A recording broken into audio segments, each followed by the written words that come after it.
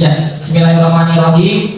Assalamualaikum warahmatullahi wabarakatuh. Waalaikumsalam warahmatullahi wabarakatuh. Yang saya hormati Bapak Kepala Sekolah Dr. Andes Daniel Abdul MM beserta jajaran dan manajemennya. Yang saya hormati Bapak Ibu rekan sejawat SMK Negeri 8 Jakarta.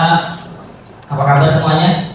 Alhamdulillah, luar biasa. Baik, hari ini saya akan coba ingin berbagi praktik baik atau pembebasan kepada Bapak Ibu, dan terima kasih kembali kepada Bapak Ibu yang sudah menyempatkan hadir di siang hari ini dengan penuh waktunya, karena ada beberapa mungkin tugas yang tidak bisa tinggal. Oke, sebelum mulai hari ini mari kita ucapkan basmalah. Bismillahirrahmanirrahim. Baik Bapak Ibu, mungkin saya perkenalkan terlebih dahulu. Perkenalkan, nama saya Pak Hendro Tomo dari jurusan MATKP. Saya adalah calon guru penggerak angkatan 10. Salam dan bahagia untuk Bapak Ibu semua, untuk guru SMK Negeri 8 Jakarta. Oke, mari kita fokus ya Bapak Ibu. Mungkin yang pertama, stop dulu, berhenti dari sejenak. Mungkin rutinitas dari Bapak Ibu yang ada pikirannya di luar bisa di stop terlebih dahulu. Mungkin untuk hal-hal lainnya bisa mendengarkan. Yang kedua, take a breath, artinya ambil nafas. Bahwa jangan lupa kita ambil nafas. Semoga hari ini kita diberikan kesehatan dan keberkahan. Berikutnya, artinya observasi. Mungkin nanti ada beberapa materi yang saya sampaikan bisa di feedback dari Bapak Ibu untuk bisa ditindaklanjuti maupun yang kebermanfaatannya bisa dimanfaatkan.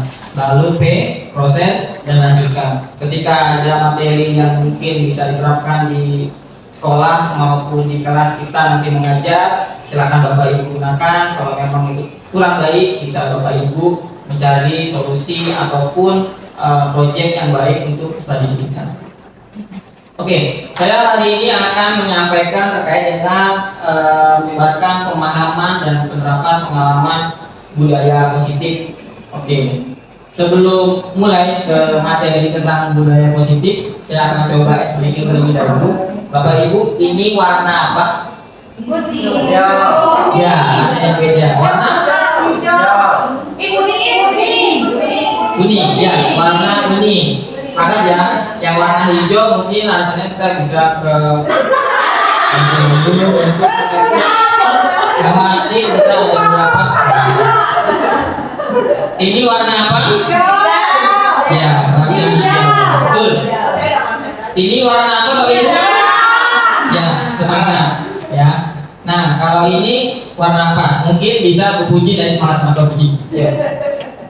Monggo Bu Puji. Warna kuning, hijau, ungu, biru, merah, hijau, hitam, ungu, biru muda, ungu, merah. Ya, tangan buat Bu Puji. Terima kasih Bu Puji. Ya, satu nggak apa-apa. Ya, kita adalah kopi Ibu mohon dicicipi. Ya, ini mengetes fokus Bapak Ibu di siang hari ini, semoga bisa fokus dengan apa mungkin yang saya sampaikan. Nah, untuk menyebarkan pemahaman dan pengalaman budaya positif, sebelum saya masuk ke materi, ada nggak yang dari Bapak Ibu pahami terkait dengan budaya positif? Budaya positif itu apa? Ada? Oh ya, sebentar dulu, kita kasih mik. Ini, silakan. Budaya positif itu apa dulu? Budaya positif menurut saya adalah kebiasaan yang baik yang secara umum itu bisa diterima oleh banyak. Berarti sifatnya adalah budaya positif yang diterapkan ya Bu ya, yang bisa dimanfaatkan untuk sekolah. Ada lagi Bapak Ibu yang mau mendapat, silakan Ibu Titin. Bisa satu calon ya sudah lulus sebelum kita angkatan 8. Terima kasih Pak Hendro. Budaya positif benar yang disampaikan oleh Bu Sri ini yaitu kebiasaan yang baik untuk kita menanamkan karakter yaitu sesuai dengan tujuan pendidikan yaitu membentuk profil pelajar Pancasila. Maka itu diperlukan adanya budaya positif untuk kebiasaan yang baik untuk membentuk karakter yang baik sesuai dengan profil pelajar Pancasila. Itu aja, terima kasih. Baik, mungkin di pertanyaan buat Bu Dede sama Bu Jini. Ya, oke. Budaya positif yang kita pahami adalah mungkin sama ya, salah satu budaya yang kita terapkan untuk kebaikan hal-hal positif di dalam sekolah.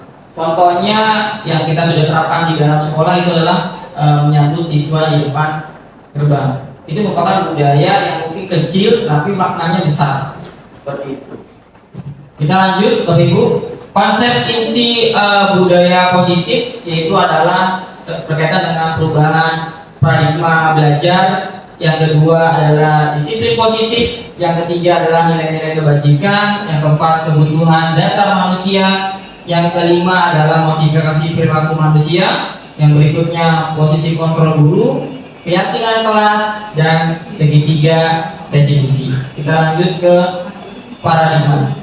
Pembelajaran dengan paradigma baru kita mengenal dengan adanya P5. P5 itu ada 6 kategori.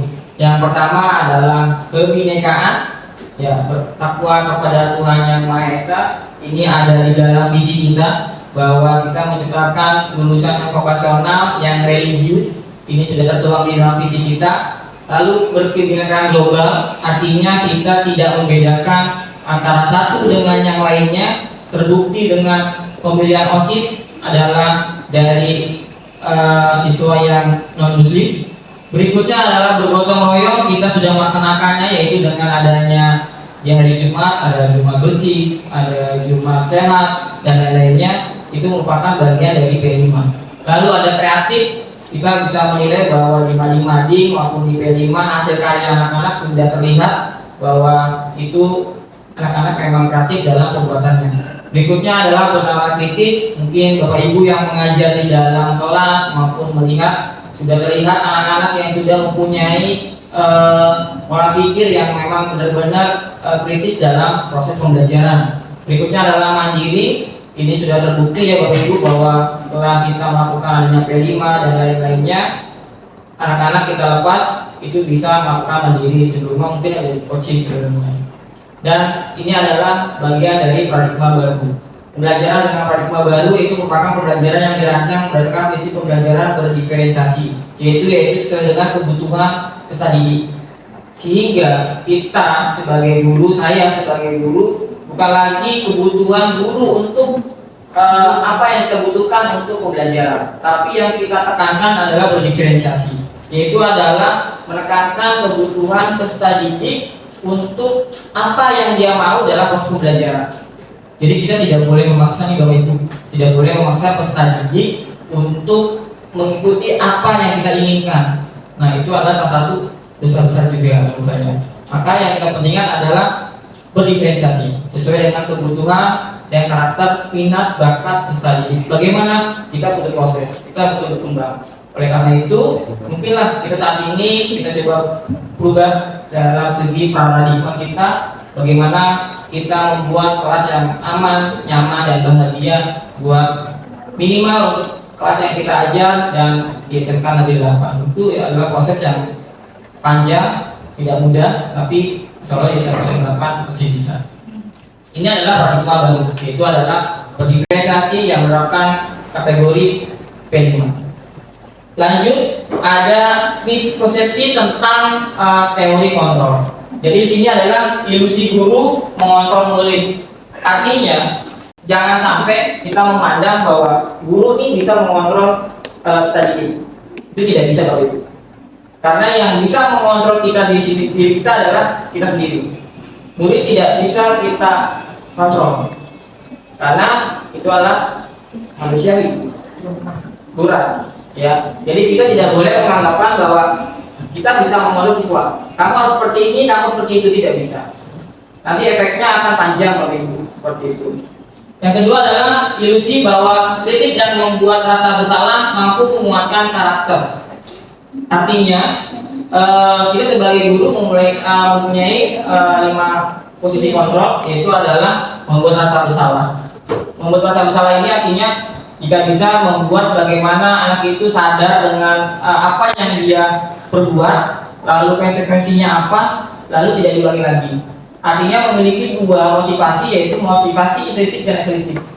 Yang saat ini mungkin kita lihat adalah ketika anak-anak kita melakukan kesalahan, yang kita lihat adalah motivasi yang ekstrinsik. Artinya adalah dia ketika melakukan kesalahan, dia melakukan kesalahannya selesai, tapi tidak mau untuk mengubah pola pikir dan bagaimana tabiatnya untuk mengubah supaya tidak terjadi kesalahan lagi. Berikutnya, ilusi bahwa semua penguatan positif efektif dan bermanfaat. Artinya ada hal-hal yang mungkin nanti kita terapkan ke peserta kita untuk masalah berkaitan dengan budaya efektif dalam hukuman, mungkin dalam segi konsekuensi maupun dalam segi penanganan. Itu merupakan pola mindset kita adalah bahwa semuanya memiliki hal-hal yang mencari yang efektif dan positif. Kita tidak bisa mengejas bahwa siswa itu melakukan hal-hal yang tidak baik, karena sesuatu yang tidak baik pasti memiliki unsurnya, ada sebab ada akibat. Kita bisa bertanya terlebih dahulu seperti itu. Ilusi bahwa orang dewasa berhak memaksa, ini kita perlu hilangkan. Kita tidak bisa memaksa, Bapak Ibu, untuk peserta didik maupun untuk orang lain. Artinya kita mencoba untuk berkomunikasi. Yang terbaik adalah berkomunikasi dengan baik, bertanya dengan baik, mencari solusi yang baik, dan berajak diskusi dengan baik apa yang perlu kita ingin lakukan. Artinya di sini adalah jangan sampai saya sebagai guru memiliki wewenang untuk memaksa anak saya atau peserta didik saya. Itu tidak baik. Karena untuk menjadi anak dan guru yang baik adalah bagaimana kita bisa mengetahui kebutuhan anak didik kita dan bagaimana kita mencari solusi ketika anak didik kita bermasalah. Seperti itu. Lanjut, itu adalah disiplin. Oke. Lanjut, kita lihat selanjutnya adalah mengubah paradigma stimulus respon ke pendekatan teori kontrol. Yang pertama, menurut konsep stimulus respon, realitas kebutuhan itu kita sama, padahal tidak. Menurut teori kontrol, realitas kebutuhan kita itu berbeda. Artinya, setiap peserta didik yang ada di dalam kelas itu memiliki perbedaan antara satu siswa dengan siswa lainnya. Kita tidak boleh menyamakan sama dengan siswa yang satu dengan yang lainnya. Itu adalah merupakan kesalahan besar. Itu yang pertama. Yang kedua, stimulus respon, yaitu adalah semua orang melihat hal yang sama. Itu salah. Artinya teori kontrol mengatakan setiap orang memiliki gambaran yang berbeda. Artinya paradigma siswa itu perlu kita kembangkan, Bapak Ibu. Karena siswa memiliki cara berpikir yang berbeda, tidak akan sama. Walaupun sama, pasti dia memiliki alur dan prosesnya yang berbeda. Itu yang perlu kita kembangkan. Yang ketiga, kita mencoba mengubah orang agar berpandangan sama dengan kita. Sedangkan teori kontrolnya adalah kita berusaha memahami pandangan orang lain tentang dunia. Berarti bukan kita yang perlu kita lihat, tapi adalah yang lain, lingkungan sekitar. Supaya apa? Supaya proses berkembangnya lebih banyak. Seperti itu. Kita tidak bisa mengenal yang ada di dalam saja, tapi di luar pun perlu kita kembangkan. Seperti itu. Berikutnya, perilaku buruk dilihat sebagai suatu kesalahan. Sedangkan menurut teori kontrol, semua perilaku mempunyai tujuan. Artinya, setiap siswa yang datang terlambat atau memiliki kesalahan itu pasti memiliki tujuan. Tujuannya apa? Ya sebenarnya tidak mau melakukan itu, tapi alasannya apa? Nah itu yang perlu kita cari, yang perlu kita mencari solusinya. Jangan mengejas bahwa anak itu selalu salah. Lalu kalau yang salah siapa? Tidak ada yang salah, tapi bagaimana kita menekankan untuk mencari solusi yang baik dari segi kita sebagai pemegang kebijakan. Dan yang kedua adalah sebagai siswa. Ajak diskusi. Siapa yang telat? Kita ajak diskusi bagaimana. Kenapa kamu telat? Kan kita tidak paham. di jalanan seperti apa, di rumah seperti apa, itu perlu kita kembangkan. Berikutnya adalah orang lain bisa mengontrol saya, sedangkan menurut teori kontrol hanya Anda yang bisa mengontrol diri Anda. Artinya kita tidak bisa mengontrol orang lain. Sepakat Bapak Ibu? Ya, kita hanya bisa mengontrol diri kita. Artinya tidak boleh kita memaksa ataupun memberikan satu kekangan. Contohnya, misalkan hari ini Bapak mengajar, kerjakan tugas selama sekian. Kalau tidak dikerjakan, Bapak diterima. Itu bisa jadi makar. Atau hal-hal lainnya yang bisa yang sifatnya adalah mengatur sendiri. Padahal semua siswa berbeda. Ada yang bisa cepat dan ada yang lama. Kalau kita samakan, sama saja kita membuat malpraktik Bapak Ibu di dalam kelas. Kita membuat siswa kita malah menjerumuskan yang tidak baik. Itu adalah hal-hal yang negatif. Jadi kita harus mengetahui apa sih yang kamu suka. Kalau dia suka nulis, kasih yang lain, kasih yang lain. Misalkan dalam bentuk handphone dia nulis di dalam board, atau dia nggak bisa dalam situ, dia bentuknya adalah voice note. Nah, seperti apa? Banyak jadi jalan-jalan yang perlu kita terapkan sedikit. Ini adalah sebagian dari proyek kita nanti di depannya.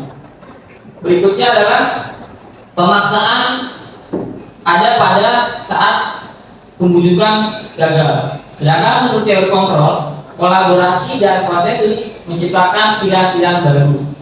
Artinya jangan sampai kita memaksakan kepada peserta didik hal-hal yang perlu kita inginkan. Padahal itu menjerumuskan peserta didik menjadi hal-hal yang nanti jadi negatif.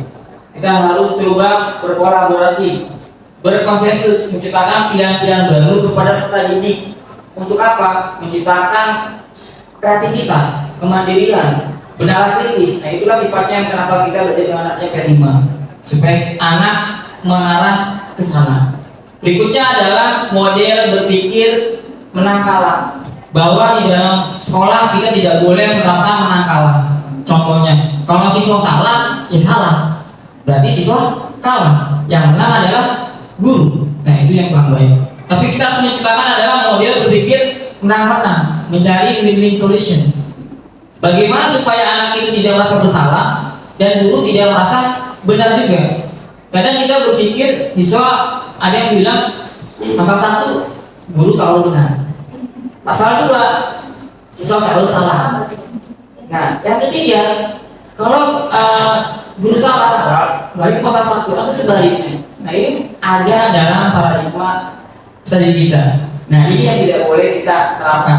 Intinya adalah yuk kita coba merubah minimal dari kita pribadi, dari saya pribadi, supaya kita menerapkan teori kontrol ini. Kenapa? Kalau menurut Kiai Haji Dewantara bahwa siswa itu memiliki kebutuhan yang berbeda dan memiliki zaman yang berbeda sesuai dengan kodrat alam dan kodrat zaman. Kita tidak bisa menyamakan dengan dunia kita sebagai guru. Kita harus bisa menyamakan dengan dunia mereka, tapi dengan adanya hal-hal yang bisa kita cegah yang sifatnya adalah negatif. Seperti itu Bapak Ibu. Di sini ada yang mau tanya Bapak Ibu? Cukup? Lanjut. Disiplin positif. Disiplin berasal dari kata disiplina yang artinya belajar. Disiplin mengacu pada disiplin diri yang memiliki tanggung jawab terhadap apa yang dilakukannya berdasarkan nilai-nilai yang diyakini. Kita yakin, kita sadar bahwa kita mengetahui disiplin itu adalah tata tertib. Tata tertib itu adalah disiplin yang menguatkan sekolah untuk berlaku disiplin warganya. Tapi itu kita konsep itu salah. Disiplin itu adalah menanamkan bagaimana artinya belajar. Belajar untuk supaya menerapkan budaya-budaya positif yang ada di sekolah. Bagaimana kalau kita membuat disiplin hanya guru saja yang melakukan itu, siswanya tidak, atau sebaliknya, maka perlu kita kembangkan lagi. Yaitu yang kedua, disiplin positif merupakan salah satu cara penerapan disiplin yang bertujuan untuk menumbuhkan kesadaran serta memperdayakan peserta didik tanpa imbalan penghargaan atau reward, ancaman atau hukuman. Jadi titik tertinggi penerapan budaya positif yang sifatnya disiplin positif yaitu adalah bagaimana menciptakan kesadaran dan memperdayakan peserta didik untuk sadar dari motivasi intrinsik dari dalam maupun dari luar supaya melakukan budaya positif. Ini sangat kita butuh proses yang panjang Bapak Ibu, karena dua-duanya harus berimbang dari motivasi intrinsik maupun ekstrinsik. Artinya tidak hanya dari luar saja. Kadang siswa melihat bahwa dia melanggar, wah nanti hukumannya ini nih, tahu konsekuensinya, maka dia tidak akan melanggar. Itu baru motivasi dari luar, bukan dari dalam. Kalau dari dalam, saya takut kesiangan, soal subuh saya takut kesiangan, saya bangun pagi, begitu saya ingin menghargai teman-teman yang ada di kelas, menghargai guru yang akan masuk. Nah, itu adalah dari motivasi dari dalam. Ini sangat berat, tapi bisa kita lakukan dengan proses yang panjang. Tidak semudah kita kembalikan telapak tangan. Bahwa sebagai pendidik, tujuan kita adalah menciptakan peserta didik yang memiliki disiplin diri, sehingga mereka berperilaku mengacu kepada nilai-nilai kebajikan universal dan memiliki motivasi intrinsik dalam perubahan perilaku ke arah yang lebih baik. Jadi tugas kita, saya pun pribadi mengajak Bapak Ibu untuk menciptakan salah satu motivasi intrinsik dari budaya positif untuk bagaimana kita menerapkan pesan didik kita supaya menerapkan budaya positif yang baik seperti itu. Tidak hanya dari ekstrinsik tapi dari intrinsik seperti itu Bapak Ibu. Oke. Selanjutnya ada nilai-nilai kebajikan, nilai yang disepakati bersama lepas dari suku, bangsa, agama, bahasa maupun latar belakang. Contoh nilai kebajikan institusi atau organisasi yang kita ketahui yaitu adalah yang pertama adalah profil pelajar Pancasila yang dimana di dalam profil ini ada beriman dan bertakwa kepada Tuhan Yang Maha Esa, berakhlak mulia, berkebinekaan global, gotong royong, mandiri, kreatif, dan bernalar kritis. Ini adalah bagian dari P5 atau profil pelajar Pancasila. Yang kedua adalah ilmu primary program atau singkat PIP, yaitu adalah sifatnya toleransi, rasa hormat, integritas, mandiri, menghargai, antusias, empati, keinginan tahuan, kreativitas, kerjasama, percaya diri, dan komitmen. Berikutnya keterampilan hidup, life skill, yaitu adalah dapat dipercaya, lurus hati, pendengarannya aktif, tidak merendahkan orang lain, dan memberikan yang terbaik buat dari diri. Artinya ini salah satu kebajikan yang perlu kita terapkan. Mungkin ada tidak sempurna yang kita miliki, tapi itulah perlu yang kita asah. Minimal kalau misalkan Bapak Ibu wali kelas bisa menerapkan ini, minimal dari yang paling bawah itu wali kelas terlebih dahulu. Ya kan, nanti dari Bapak Ibu yang mengajar bisa dari guru mapel, lalu nanti dari guru manajemen dan sampai ke pimpinan. Ketika program ini diterapkan, saya yakin dan kita semua yakin bahwa sekolah akan membuat satu suasana yang nyaman, aman, dan bahagia buat warga yang ada di dalam sekolah. Bukan berarti kita mengekang siswa, tapi bukan berarti kita harus ikutin siswa, tidak juga. Tapi bagaimana kita mengembangkan potensi yang ada di siswa kita, seperti itu. Ada kebutuhan dasar manusia, Bapak Ibu. Kebutuhan dasar manusia adalah segala sesuatu yang kita lakukan untuk mendapatkan apa yang kita inginkan. Seluruh tindakan yang kita lakukan memiliki tujuan tertentu, dan semua usaha terbaik yang kita lakukan adalah dalam rangka kebutuhan dasar kita terpenuhi dengan baik. Bahwa kita meyakini, kita sebagai guru dan peserta didik meyakini bahwa mereka memiliki kebutuhan. Sepakat Bapak Ibu? Oke. Ada 5 kebutuhan dasar manusia yang sama-sama mungkin Bapak Ibu sudah ketahui. Yang pertama adalah bertahan hidup. Di mana bertahan hidup ini maksud indikatornya adalah makan, berpakaian, tempat tinggal, keamanan, dan kesehatan. Mungkin semua paham hal ini. Bertahan hidup, hal-hal yang primer dan sekunder, yang wajib maupun pokok, kita paham. Yang kedua, kasih sayang dan rasa diterima. Sama.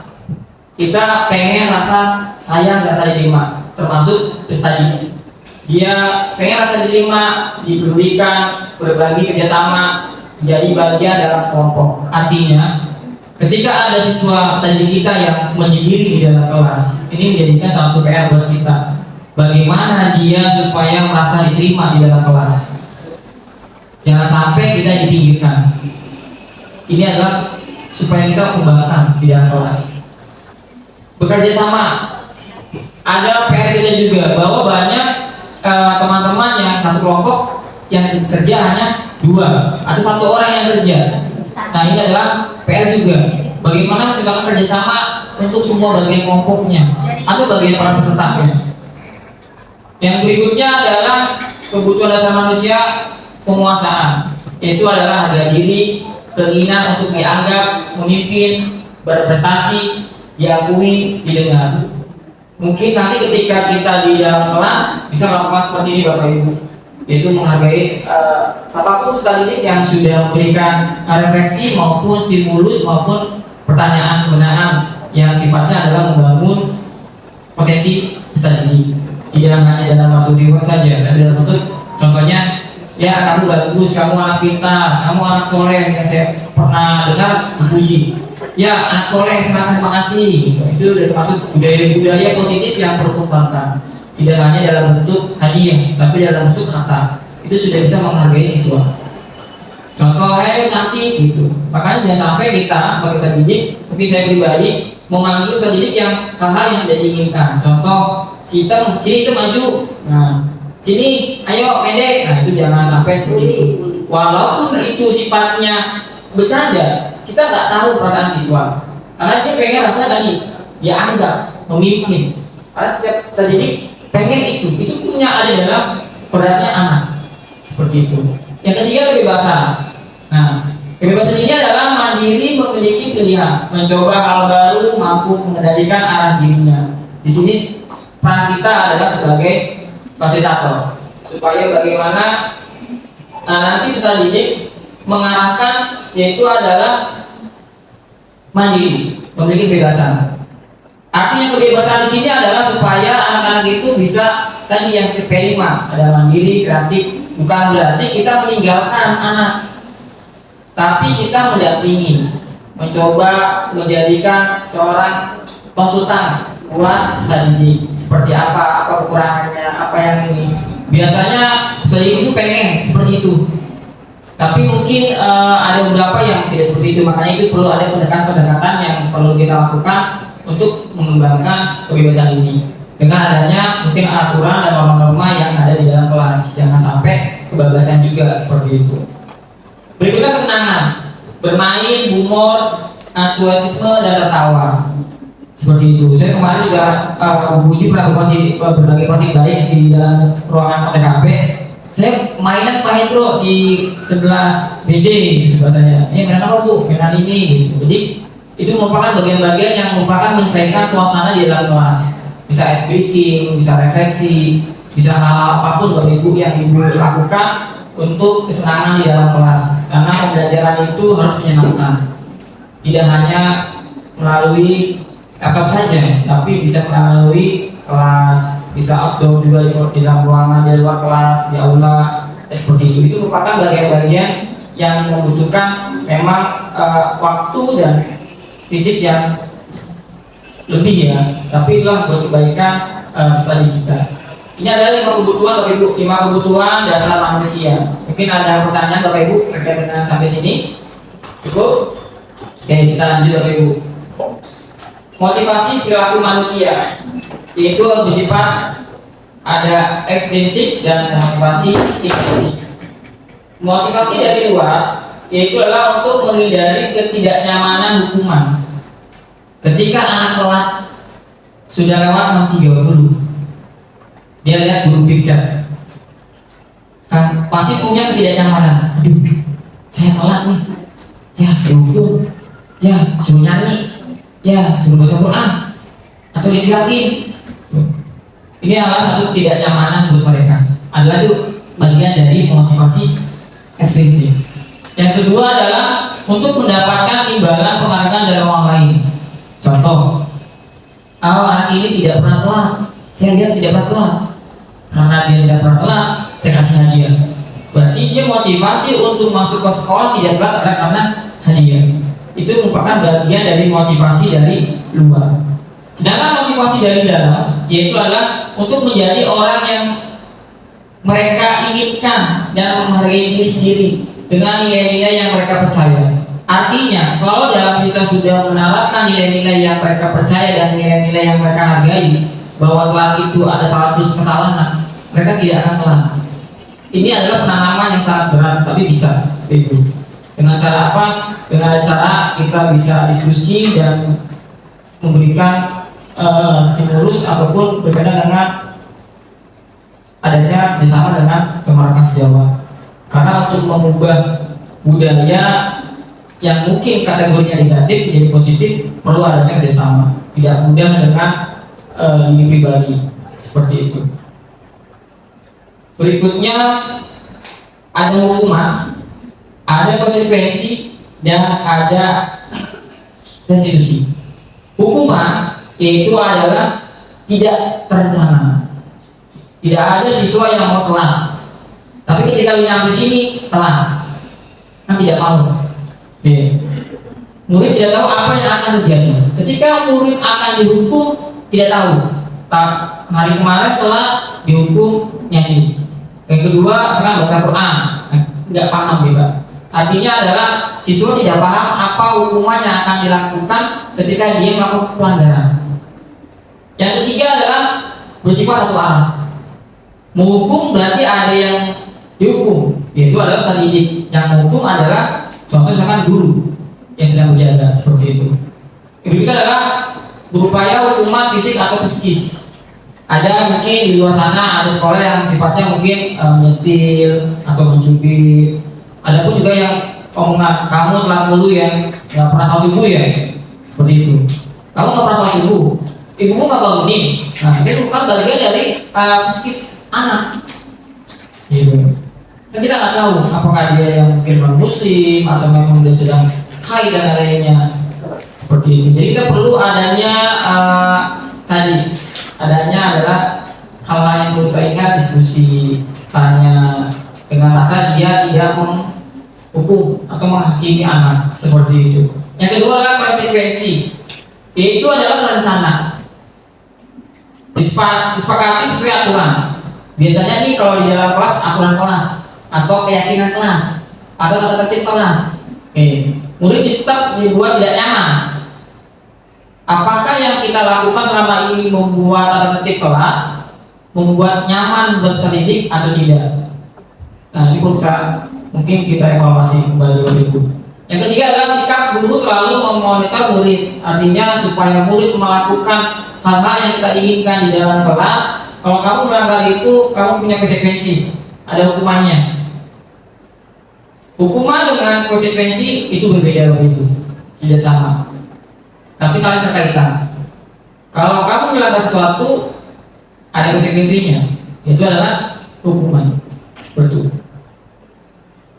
Yang ketiga adalah restitusi. Ini yang perlu kita harapkan, yang perlu kita terapkan di dalam sekolah, termasuk saya pribadi untuk melakukan penanganan yang ada di dalam tulisan perkantoran.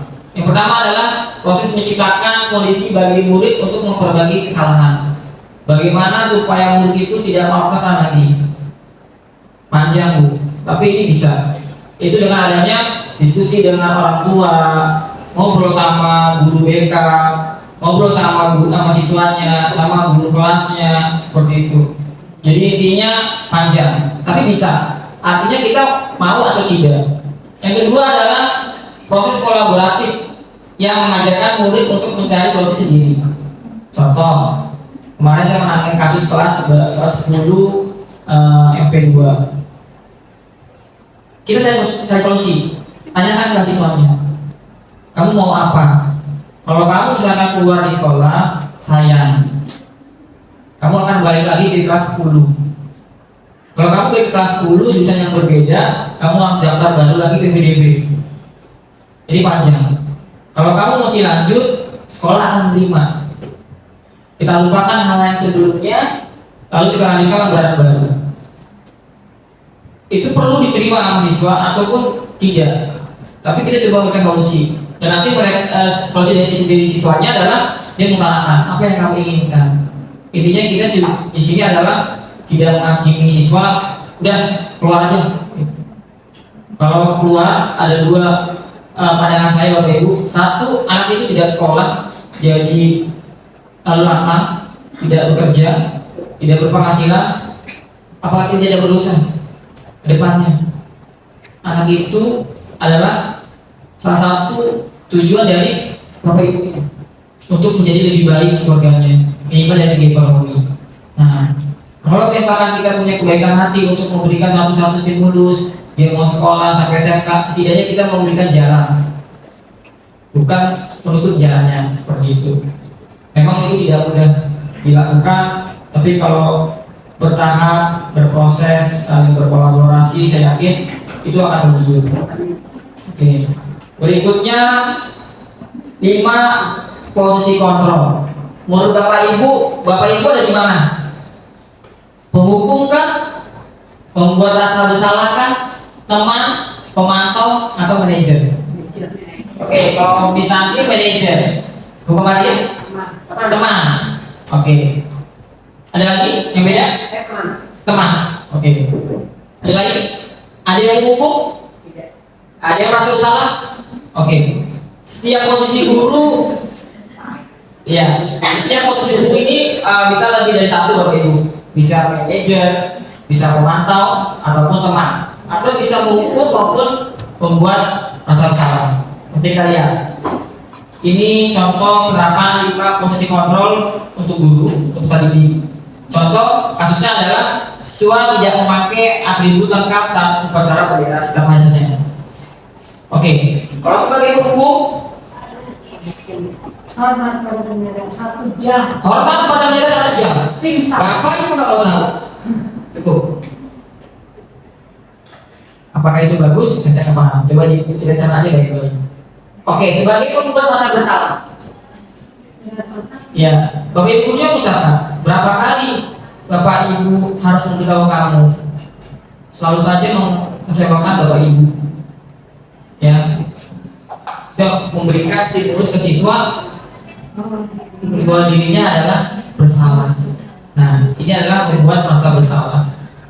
Lanjut, sebagai teman tadi Bapak Ibu yang masa teman, ayo dong ikut aturan sekolah, tolong bantu Bapak Ibu gurunya, termasuk saya wali kelasnya, misalkan yang sudah, yuk tidak apa-apa, udah melanggar, besok coba tidak melanggar lagi ya, sampai kamu coba berpikir itu. Artinya supaya mereka itu kamu tahu konsekuensinya.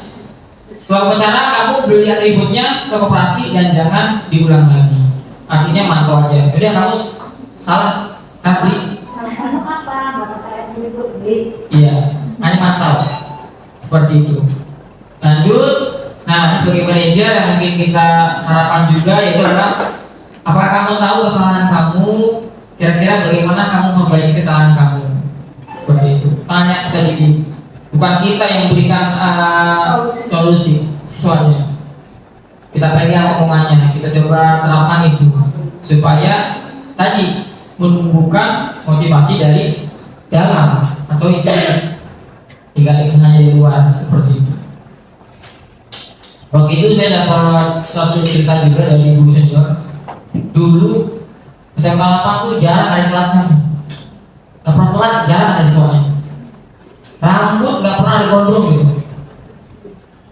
Nah, ini merupakan bagian untuk saya pribadi refleksi untuk jurusan saya. Kalau memang ada nanti siswa saya ini bisa ngobrol bagaimana. Saya coba menerapkan hal-hal yang positif aja dulu, minimal dari saya pribadi maupun jurusan saya, minimal itu. Oke, saya tanya Bapak Ibu, saya kecewa sekali dengan kamu. Posisi apa ini? Membuat? Ya, betul. Saya kecewa sekali dengan kamu. Berarti membuat kecewa dengan siswanya, berarti merasa bersalah. Kamu tidak pernah benar melakukannya. Itu apa mungkin? Kamu tidak pernah benar melakukannya. Pemantau. Pemantau?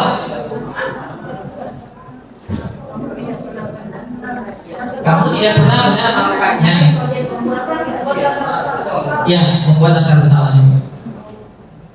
Berikutnya, apa rencana untuk menyelesaikan masalah ini? Manajer.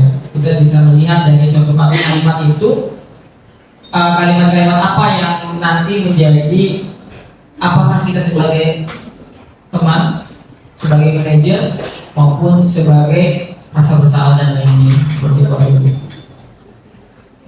Kalau ini Bapak Ibu, ayo lakukan bagi Bapak Ibu ya. Iya, sebagai teman, betul sekali. Artinya, ayo buat ibu kelas nih, bapak kelas nih, ayo kelas bersih ya. Artinya tidak melakukan hal-hal yang sudah negatif. Kita menghimbau seperti itu. Kalau ini, kamu tidak pernah mendapatkan nilai jika tidak menjalankan tugas. Membuat rasa bersalah atau memantau? Kamu tidak pernah. Ya, pemantau. Seperti itu, Bapak Ibu. Oke, kita lanjut ke berikutnya. Kita tahu keyakinan kelas adalah mungkin di dalam kelas ada tata tertib, ya, aturan. Sebenarnya yang baik itu bahasanya adalah keyakinan kelas. Kalau saya dari semenjak saya SD sampai saya SMA, saya tahunya aturan atau tata tertib sekolah. Mengapa harus keyakinan kelas, bukan tertib kelas? Oke. Keyakinan kelas itu yang pertama adalah bersifat abstrak. Yang kedua berupa pernyataan universal. Yang ketiga dibuat dalam pernyataan positif. Berikutnya sedikit saja agar mudah diingat sesuai dengan kondisi kelas dan sekolah sehingga mudah diterapkan. Yang berikutnya adalah semua warga sekolah, warga kelas dilibatkan saat membuat keyakinan kelas. Minimal adalah di dalam kelas kita pribadi, Bapak Ibu, kita ajar. Guru mapel, ayo kita buat keyakinan kelas bersama yang membuat bagaimana kelas itu satu, aman, nyaman, dan menyenangkan. Bagaimana menurut teman-teman? Seperti itu. Kalau yang foto seperti ini ada berbagai variasi, ada yang sifatnya mau pakai post-it, boleh ditempelkan di papan tulis atau siswanya menulis di papan tulis, itu media Bapak Ibu silakan. Ada juga yang menulis di pakai laptop, itu boleh. Intinya adalah kita membuat keyakinan kelas itu adalah supaya anak itu tidak merasa bersalah atau dihukum atau dipantau tadi gara-gara kita melanggar keyakinan kelas ini. Kalau ada seseorang melanggar keyakinan kelas, kita tanya, apakah kita sudah pernah membuat keyakinan kelas? Sudah Pak. Apa yang kamu langgar keyakinan kelas? Yang ini Pak. Oke. Kira-kira bagaimana cara untuk memperbaikinya? Selesai. Jangan sampai kamu melanggar ya. Oke. Apa yang kamu langgar? Ini Bu. Ini Pak. Oke. Hukumannya apa? Nah, artinya merasa bersalah untuk siswa. Yang sampai seperti itu. Bagaimana kita membangun keyakinan kelas kita itu supaya nyaman, aman, itu bahagia. Itu bukan salah satu tingkat pendidikan atau proses pembelajaran yang tertinggi, yaitu membuat bahagia di kelas. Bukan hanya kita belajar ketawa aja, enggak ya. Membuat nyaman itu adalah ya bagaimana dalam semuanya ada nyaman, bahagia itu artinya materi itu masuk, tidak jenuh juga, tidak monoton juga, tapi sesuai dengan kebutuhan siswa juga, dari kebutuhan alam maupun berat zaman seperti itu. Berikutnya, nah ini salah satu materi terakhir, yaitu dengan segitiga resolusi. Segitiga resolusi adalah bagian dari suatu proses dialog yang dijalankan oleh guru dapat menghasilkan murid yang mandiri dan bertanggung jawab. Saya tahu materi ini yang pertama kali itu ketika pengibasannya begitu. Segitiga resolusi. Saya lebih mendalami materi ini ketika CGP. Saya nggak pernah menerapkan segitiga ini. Yang saya tahu ketika anak bermasalah sudah ketemu guru BK-nya belum? Sudah sama guru kelasnya belum? Oke, baru ke saya. Seperti itu. Terus kalau udah gimana hasilnya? Ya udah selesai gitu. Nah ini ada satu proses yang menurut saya perlu diterapkan di minimal di kelas kita masing-masing. Yang pertama adalah menstabilkan identitas Bapak Ibu. Berdasarkan prinsip membuat kesalahan adalah bagian dari proses pembelajaran. Kita meyakini bahwa salah itulah kewajaran. Tapi bagaimana kewajaran itu supaya tidak diulang kembali? Itu dengan tadi, pertama adalah menstabilkan identitas. Yang pertama adalah berbuat salah itu wajar. Semua manusia pasang, tidak ada yang sempurna. Sepakat sama Veo. Yang kedua, tidak ada manusia yang sempurna. Tadi pasti ada kekurangan. Yang ketiga, Bapak Ibu juga pernah melakukan itu. Dulu di SD, mungkin di SMP, di SMK. Kalau saya dulu Bu, di SD, saya pas cabut Bu, SD kelas 5. Cabut itu gara-gara apa? Diajakin teman untuk main PS di kelas 5 SD. Ketika saya cabut sekolah SD main PS, uang kan habis, nggak bisa dimakan. Maka saya nggak cabut lagi Bu, lapar Bu. Dan itu efeknya. Terus juga ngantuk gitu, ngapain gitu. Kalau di kelas kan ada nama teman-teman sama ini gitu. Nah, jadi di situ saya nggak pernah cabut tuh. Nah, di situ saya pertama kali ikut cabut di kelas 5 SD baru itu. Yang kedua, kenakalan saya di 5 SD itu adalah ketika saya main bola Bapak Ibu. Ketika saya main bola, telat masuk jam pelajaran, itu saya dihukum. Hukumannya luar biasa Bapak Ibu, ada 2 pilihan. Kalau kamu mau masuk kelas, silakan jalan jongkok. Silakan jalan jongkok, tapi dengan mohon izin, kalau dulu kan SD kan pakai celana merah ya, itu dilorotin sedikit jalan jongkok. Saya nggak mau Bapak Ibu, itu menurunkan harga diri saya. Makanya sih tetap di luar. Atau yang kedua, yang lebih parah Bapak Ibu, yaitu adalah kamu mau masuk, kalau di dalam pagar lantai 2 lantai 3 itu ada kayak guru tuh. Nah, suruh nyolek sama jilat. Kita sama teman-teman nggak masuk Bapak Ibu, karena kita punya video gitu. Nah, ini bukan pengalaman saya pribadi.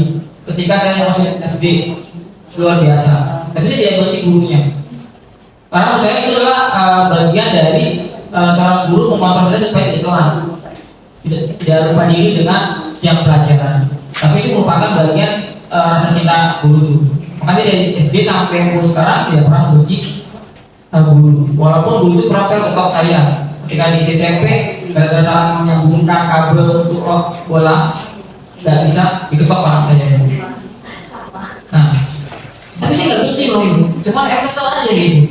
Nah, tapi kalau saya ngerti bahwa itu adalah pendidikan, gitu. Berikutnya adalah seperti apa gambaran sebuah kelas yang ideal menurut kamu. Artinya yang ideal itu apa? Setiap kelas itu beda-beda.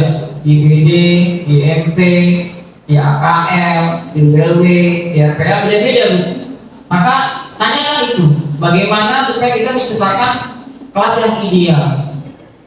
Kalau semuanya membangun kelas yang ideal, saya yakin semua kelas berlomba-lomba nih, guru-guru berlomba-lomba. Kelas saya yang terbaik dari segi sikapnya, dari bentuk katanya, dari segi perlakuan ke bapak ibu gurunya dengan teman sejawat. Tidak ada lagi nanti yang namanya bullying ataupun hal yang lainnya. Berikutnya adalah kamu ingin menjadi orang seperti apa? Tanyakan. Kalau kamu seperti ini, kamu jadi apa? Kalau kamu nanti baik, menjadi apa? Nah, artinya membangun motivasi siswa untuk melakukan hal-hal baik di dalam kelasnya. Itu bagian dari menstabilkan identitas. Contoh kasusnya kalau misalkan telat di upacara bendera merah putih ya, kalau kamu telat, tidak pernah tepat waktu untuk baris di lapangan, nanti kamu ingin jadi apa? Seorang TNI harus tepat waktu, seorang polisi juga tepat waktu, seorang guru juga tepat waktu. Maksud jam 6.30. Pengen jadi kantor juga tepat waktu, tidak telat. Walaupun masuk kelas jam siang jam 9, tapi di belakang jam 5 atau jam 4 seperti itu.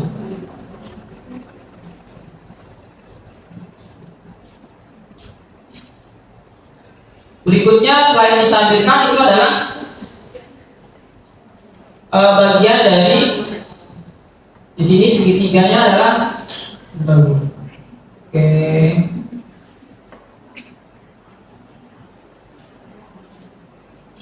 ada validasi tindakan yang salah.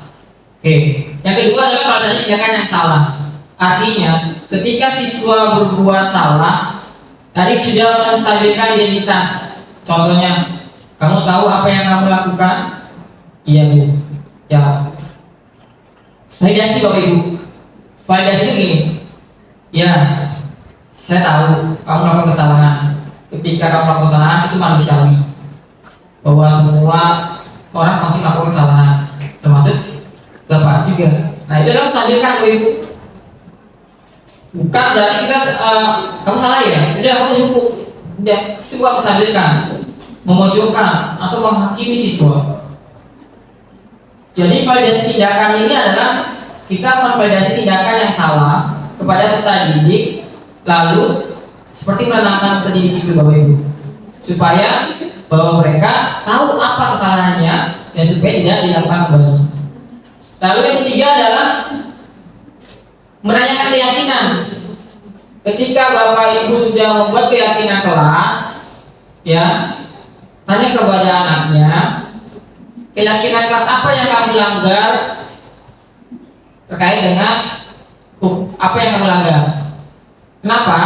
Ketika dia sudah membuat keyakinan kelas yang disepakati bersama sama Bapak Ibu di kelas, tentu dia akan menyadari, Mbak, ya Bu, saya menyadari saya misalkan di jam pelajaran tertidur.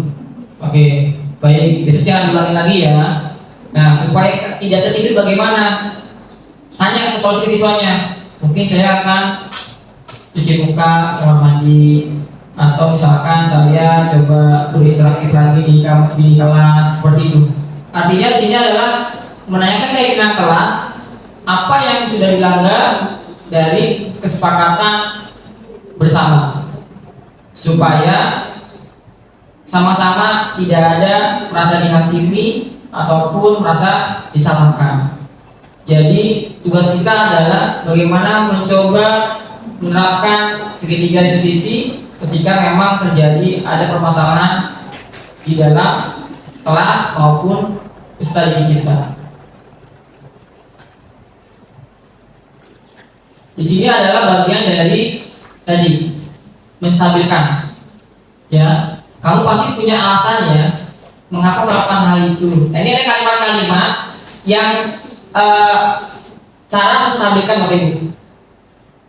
Padahal kamu bisa melakukan yang lebih buruk dari situ. Contohnya adalah, ya terima kasih kamu tidak melakukan hal yang lebih buruk dari yang kamu lakukan. Contohnya dia marah-marah, bentak-bentak sama siswa temennya. Kenapa kamu nyontek? Kenapa kamu ngambil ini?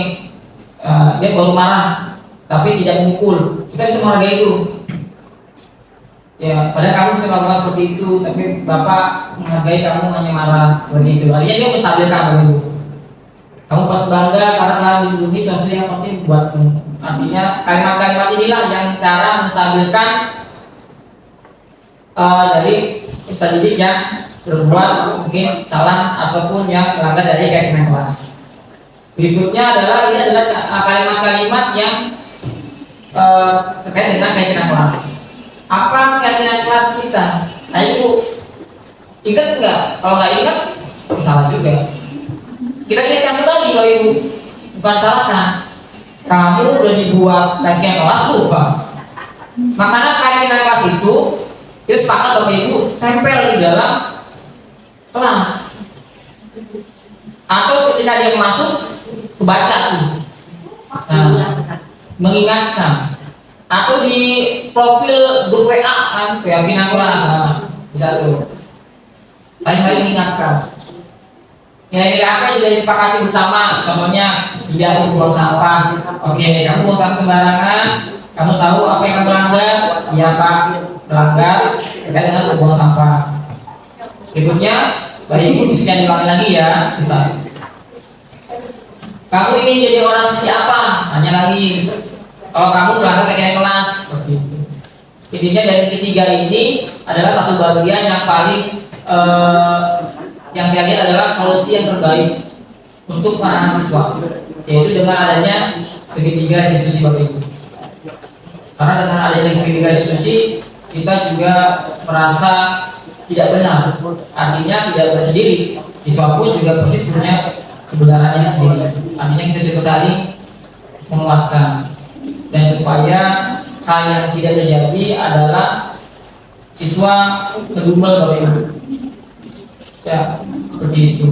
Ngedumel karena selalu guru yang benar, selalu guru yang benar, guru seperti ini, jangan sampai seperti itu.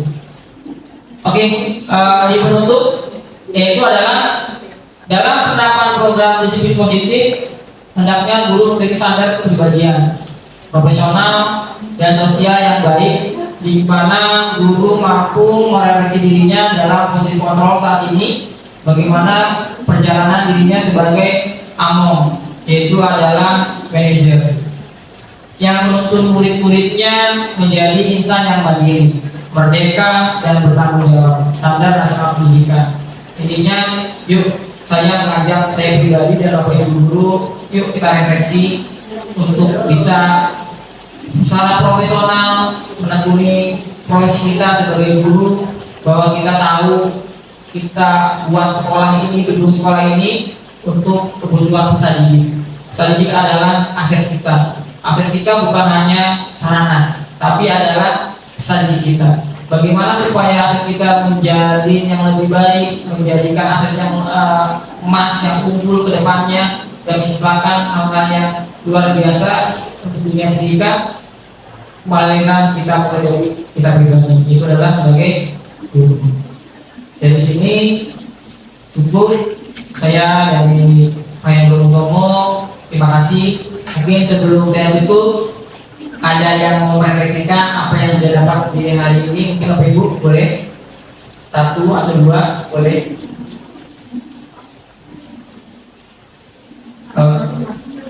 Boleh, Bapak Ibu silakan. Masukan boleh, nanti bisa saya terapkan. Terima kasih waktu yang telah diberikan. Assalamualaikum warahmatullahi wabarakatuh. Waalaikumsalam warahmatullahi wabarakatuh. Ya, tepuk tangan dulu dong buat Pak Hendro. Saya juga mungkin semuanya luar biasa.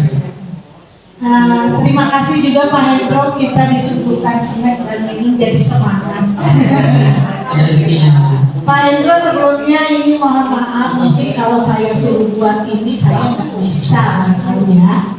Tapi ini sedikit masukan untuk Pak Hendro, semoga masukan saya membuat lebih sempurna Pak Hendro. Tapi kalau tidak dipakai juga nggak masalah. Tadi saya melihat definisi itu di belakang setelah apa namanya, setelah perbandingan. Tata ya Bu. Disiplin positif. Kalau ya, Ya. kalau menurut saya, nah bukan, ya ini pengertian definisi itu kalau menurut saya di awal. Ini di awal. Kan sebelum ini itu ya kalau masalah apa perbedaan tadi ya. Nah ini paradigma. Kalau menurut saya nih definisi dulu, karena kan kita kemarin kalau nggak salah diajarin bedah itu ya. Ya. Nah kan pengertian tujuan itu dulu ya kalau menurut saya. Terus yang kedua tadi definisi. Nah itu kata kesadaran serta, sertanya kayak ini salah ketik deh Pak. Ini Bu. Ibu. Terus sama tadi keyakinan kelas.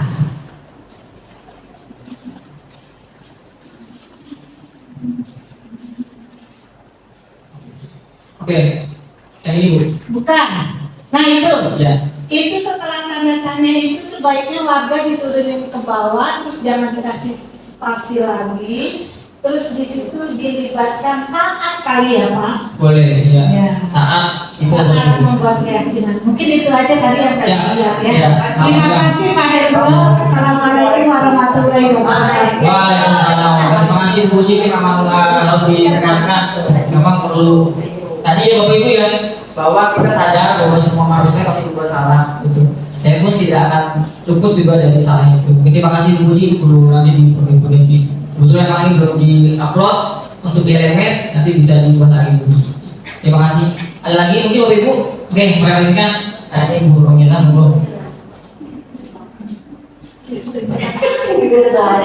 Assalamualaikum warahmatullahi wabarakatuh. Waalaikumsalam warahmatullahi wabarakatuh. Terima kasih Pak Hendro untuk pencerahannya ya. Sama-sama Ibu. alhamdulillah dapat ilmu dari Pak Hendro hari ini. Saya tertarik di yang posisi kontrol, gitu ya. Yang pertama mungkin dari beberapa posisi kontrol yang ada di situ, mungkin saya ya harus lebih banyak evaluasi. Kayaknya saya berada di posisi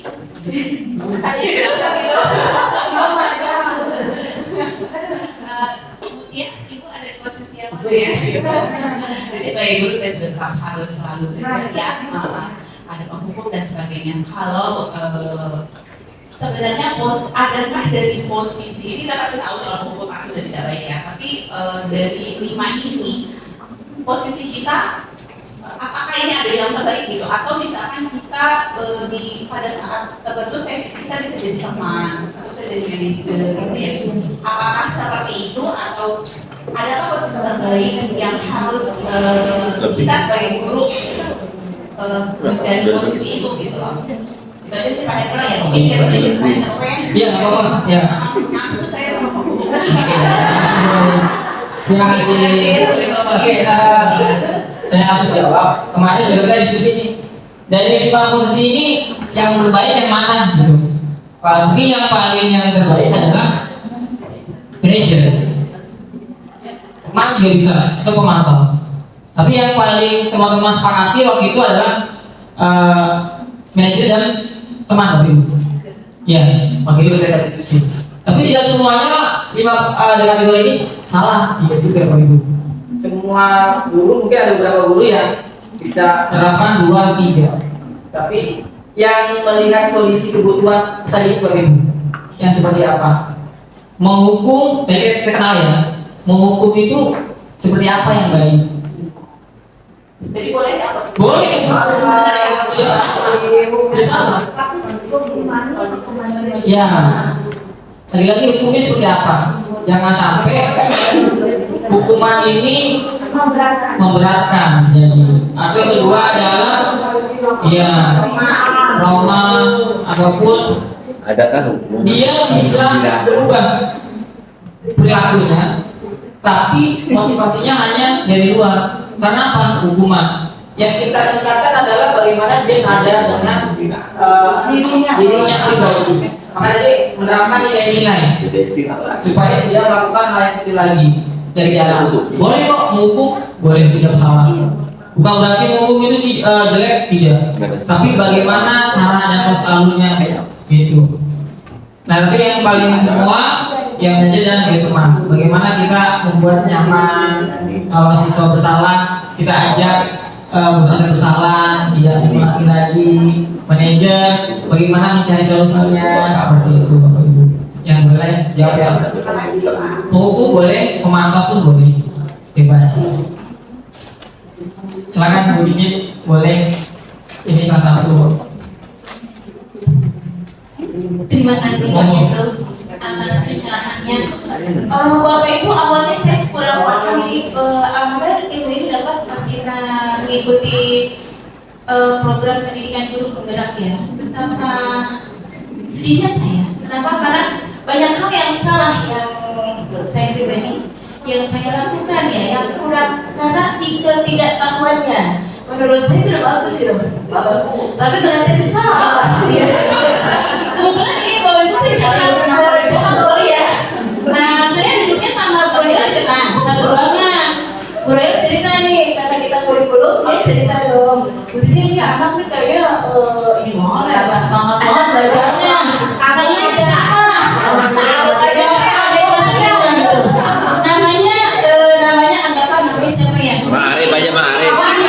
Ma'arif aja. Ma'arif aja. Anggaplah dengan adiknya. Anggaplah namanya Budi ya Bapak Ibu ya. Kok misalnya kata beliau curhat nih, Bu Titi ini udah dicontohin, contohnya sama banget. Pas maju ke depan nggak bisa, itu bocah.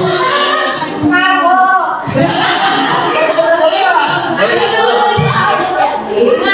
akhirnya setelah saya mempelajari segitiga restitusi ini, Masya Allah, itu saya bila saya pengen ketemuan deh sama Budi ya, apa namanya Budi ya. Akhirnya saya ketemu wali kelasnya, Bu Febri nggak ada ya. Bu Febri saya pengen ketemu, wah Pak Budi ngapa Bu Titi? Saya pengen aja ketemu gitu ya. Ternyata Bapak Ibu, akhirnya saya ketemuan, tapi saya punya punya ilmu di situ ketika kita segitiga restitusi. Tadi kan kebutuhan belajar sesuai kebutuhan siswa. Kebutuhan siswa itu adalah rasa nyaman, Bapak Ibu ya. Lebih kurangnya adalah rasa nyaman yang ingin dia dapat. Kalau itu tapi kalau anak besar kayaknya marah-marah aja gitu ya. Sebelumnya gitu Bapak Ibu ya. Ternyata saya coba menerapkan ilmu ini. Gimana pertamanya saya ketemu anak ini, saya bikin nyaman dia dulu Bapak Ibu. Budi, ketemu di perpisahan. Akhirnya saya membawa ibu wali kelas saya juga, maksudnya biar kita berbagi praktik baik juga. Saya lihat menangani siswa yang selama ini kita mungkin lebih kepada nyalahin gitu. Akhirnya saya ngobrol-ngobrol dulu Bapak Ibu, saya bikin anak ini nyaman dulu, udah nyaman, terus akhirnya menerapkan segitiga restitusi yang tahapannya tadi sudah disebutkan oleh Pak Hendro. Saya bilang gini Bapak Ibu, nah ibu juga SMA dulu begitu tuh, pernah disuruh aja ibu kagak bisa gitu ya. Jadi bukan maksudnya bukan kamu aja yang pernah melakukan itu, ibu juga pernah begitu. Jadi saya seolah-olah saya menjadi budi dulu Bapak Ibu ya. Padahal itu sih nggak pernah juga itu. Saya bukan yang gitu, kasusnya ada lagi maksudnya. Akhirnya saya lihat dia udah nyaman, terus ternyata Bapak Ibu, ternyata yang kita melihat bahwa dia kurang motivasi belajar, ternyata Bapak Ibu anak ini bermasalah pada mata gitu ya. Setelah itu saya menggali kenapa, ternyata matanya kurang lihat. Udah matanya kurang lihat, dia duduknya di belakang. Mungkin ini juga kali ya, pengaruh gizi juga ya. Saya juga deh bocah pokoknya duduk di belakang ya Bapak Ibu. Kita dalam hal segitiga restitusi itu menggali potensi pada anak. Nah, menurut kamu nak, sebaiknya apa yang harus kita lakukan ya ketika udah kasih contoh sama mirip terus kamu duduknya di belakang, apakah itu menyelesaikan masalah? Akhirnya Bapak Ibu cerita, mungkin begini kali ya Bu, jadi dia ini sendiri mengatasi masalahnya. Berarti saya harus duduk ke depan aja Bu. Gimana caranya kamu ke depan? Saya bawa baju. Dulu zaman ibu juga gitu, anak-anak pada baju ke depan, Bapak Ibu nggak marah. Gitu. Kita tidak pernah pada baju ke depan. Terus Bapak Ibu dia tahu solusi terhadap permasalahannya apa. Kemudian dia tahu keyakinan kelas yang dilanggar itu apa. Dia tahu. Jadi waktu itu saya ini juga minta di print keyakinan kelasnya, tapi ternyata tidak terpampang ini tempel. Jadi kalau ada pelanggaran ya udah begitu ya. Jadi saya arahkan aja keyakinan kelas itu kan dari kita bersama-sama.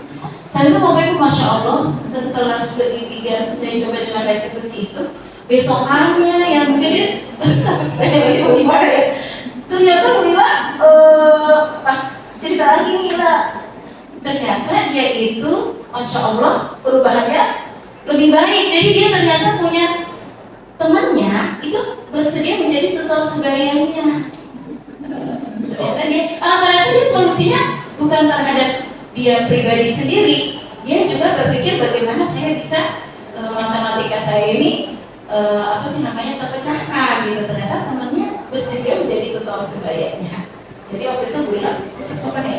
Saya lupa tuh. Pas masuk kelas lagi dia udah nggak separah yang di awal-awal. Begitu Bapak Ibu, ini mohon izin ini pengalaman saya. Jadi anak-anak itu memang butuh rasa nyaman. Walaupun memang dia salah, tapi kita dengan memberikan rasa nyaman dan dia menggali sendiri bagaimana solusinya, itu ternyata itu lebih kepada motivasi intrinsik. Jadi segitiga restitusi sama nasihat itu beda. Kalau nasihat itu kan nanti dia solusinya karena adanya motivasi ekstrinsik. Tapi kalau restitusi itu Bapak Ibu, dia mencoba memperbaiki dirinya itu karena memang motivasi dari dalam dirinya. Itu mungkin yang bedanya di situ ya. Mungkin itu aja Bapak Ibu, itu yang saya alami. Terima kasih banyak. Terima kasih banyak Pak Hendro. Terima kasih Bu Titin. Untuk tanam Bapak ini memang Bu sama Bu Nina. Ya, kita sepakat ya Bapak Ibu bahwa tidak ada yang salah gitu ya. Tapi kita coba memperbaiki apa ya? Memperbaiki hal-hal yang perlu kita perbaiki. Tadi di spill ya sama Bu Titik, berarti pelajaran matematika Bu ya. Bu Rohila kan pelajaran matematika Bu ya. Oke, jadi kesimpulannya adalah bahwa setiap manusia atau setiap peserta didik itu memiliki kodrat alam dan zaman, dan mereka memiliki kebutuhannya Bapak Ibu. Kita tidak bisa memaksakan kepada apa yang kehendak kita hanya fasilitator untuk anak peserta didik kita dan mencoba untuk menjadi melayani siswa, yaitu adalah menghambakan peserta didik. Menghambakan tanda kutipnya adalah bukan menuhankan siswa, tapi bagaimana kita memberikan suatu pembelajaran yang sifatnya adalah student, teacher, student, atau pembelajaran dosen kepada peserta didik, seperti itu. Karena itu adalah salah satu filosofi dari Ki Hajar Dewantara. Mungkin sekian dari saya Bapak Ibu, kurang lebihnya mohon maaf. Semoga ada hikmahnya. Saya tutup ucapkan alhamdulillahirobbilalamin. Wassalamualaikum warahmatullahi wabarakatuh. Makasih banyak kalian. Ya. Assalamualaikum warahmatullahi wabarakatuh. Waalaikumsalam warahmatullahi wabarakatuh. Selamat pagi anak-anak semua. Apa kabar hari ini semuanya? Alhamdulillah. Mari kita mulai hari ini dengan mengucapkan basmalah. Bismillahirrahmanirrahim. Baik, sebelum mulai pembelajaran, alangkah baiknya kita berdoa terlebih dahulu. Berdoa menurut agama kita masing-masing. Berdoa.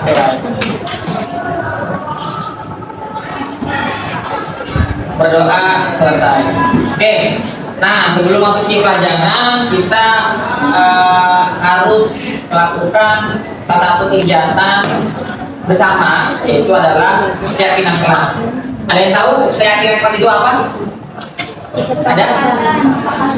Oke, kesepakatan kelas. Oke, nah, jadi hari ini sebelum kita mulai pembelajaran dan kedepannya, agar supaya kita sepakat dengan satu hal dan menyepakati itu semuanya, supaya kelas kita aman, nyaman, dan menyenangkan, tidak ada rasa berat hati dalam melakukannya. Hari ini kita coba melakukan keyakinan kelas. Keyakinan kelas adalah apa proses yang kita yakini, yang kita sepakati, dan coba untuk tidak melakukan hal-hal di luar dari hal yang kita sepakati bersama.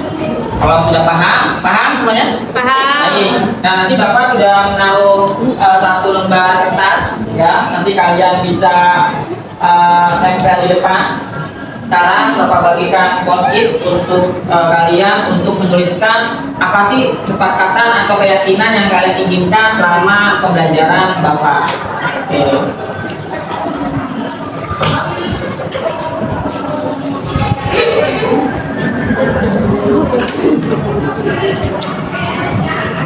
Hanya dibagi ya.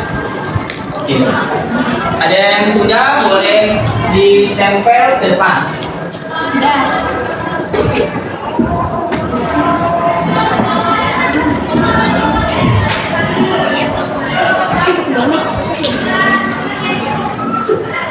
Ada yang selesai? Belum, oke. Nanti boleh yang bergantian, yang dari samping dulu mungkin boleh taruh depan.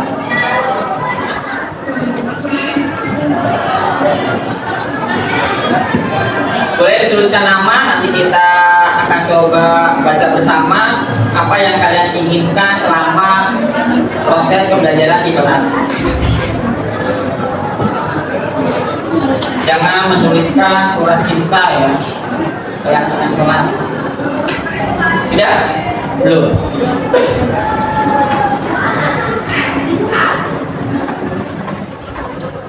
Ada yang sudah? Yang sudah boleh ditempelkan ayo.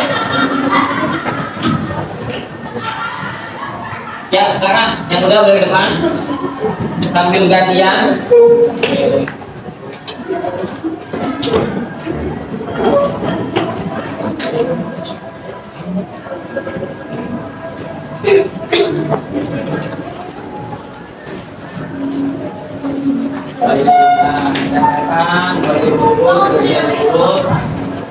Karena 36 siswa diusahakan muat dalam satu kertas ya.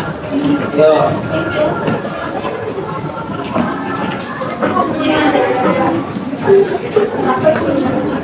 Pastikan nempel tanda ini. Kalau tidak nempel bisa dipakai tolak. Ya. Bang, apa itu kayaknya kebanyakan nih.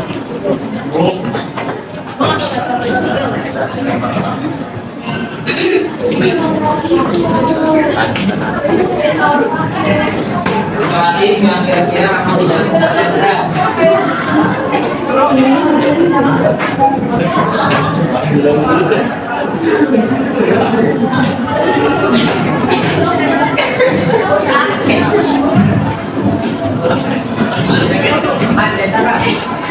Tinggal di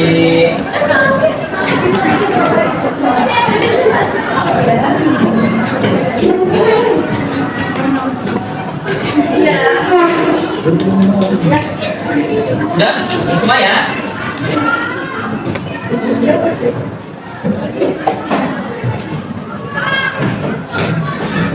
Ya, ini sudah kalian tempel semuanya sesuai dengan apa yang kalian ini kurangkan ya dari pendapat kalian. Akan Bapak bacakan. Yang pertama dari Aida, satu pelajaran langsung tidak berisik. Ya, berarti sepakat kita melakukan hal itu. Ya. Yang kedua dari Federi, yaitu menjaga dan meletakkan barang sesuai pada tempatnya. Jadi barang sesuai kalian itu taruh di mejanya. Ataupun dari barang-barang kelas yang punya inventarisasi bisa ditaruh di tempat ataupun lemari yang disediakan. Sepakat? Sepakat. Yang ketiga adalah dalam belajar dari Mas Rangel.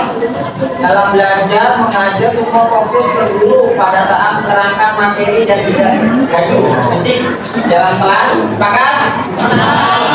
Berikutnya dari Ahmad Khairul, saling menunjukkan sikap pemaaf. Jadi semua udah pemaaf semua tadi.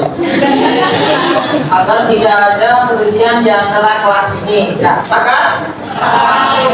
Dari Aurelia, saya berharap dalam satu kelas menjadi adil satu sama lain dan saling membantu ketika ada yang membutuhkan atau membutuhkan bantuan. Sepakat? Dari Ladika, kelas yang aman. Nah, tadi tidak ada artinya solusi sama ya namanya ya. Oke, semuanya sama dengan yang sebelumnya, sama dalam berisi. Ini dari Iza, semoga kelas ini semakin bersih dan tambah rajin piketnya. Sepakat?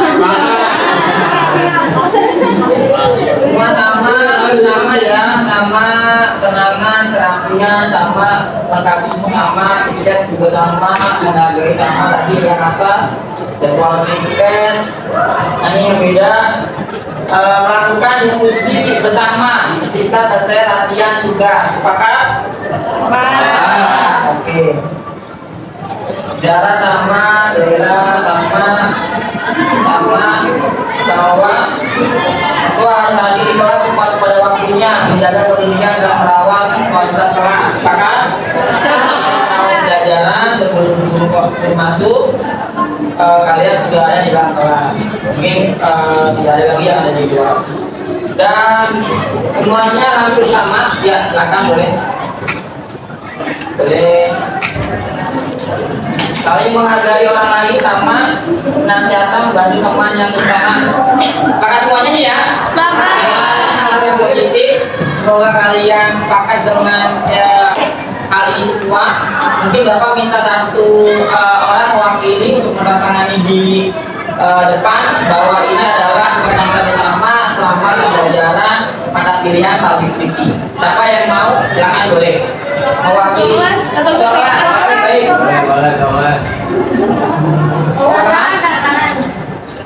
Mewakili dari teman-teman bahwa ini kita sepakat untuk melakukan kesempatan kelas selama pembelajaran.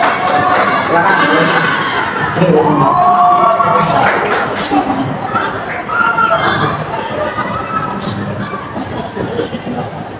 Teruskan aman.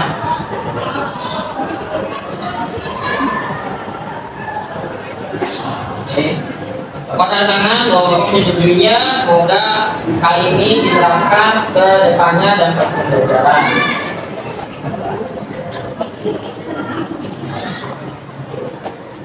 Oke, nanti mungkin Bapak minta tolong sekretaris atau bendahara bisa ini difoto atau dirangkum, nanti ditempelkan di dalam kelas untuk teman-teman bisa melihat ataupun mereview apa yang sudah kita sepakati bersama. Untuk hari ini, oke, terima kasih untuk hari ini. Selanjutnya kita mulai proses pembelajaran. Terima kasih. Dan teman.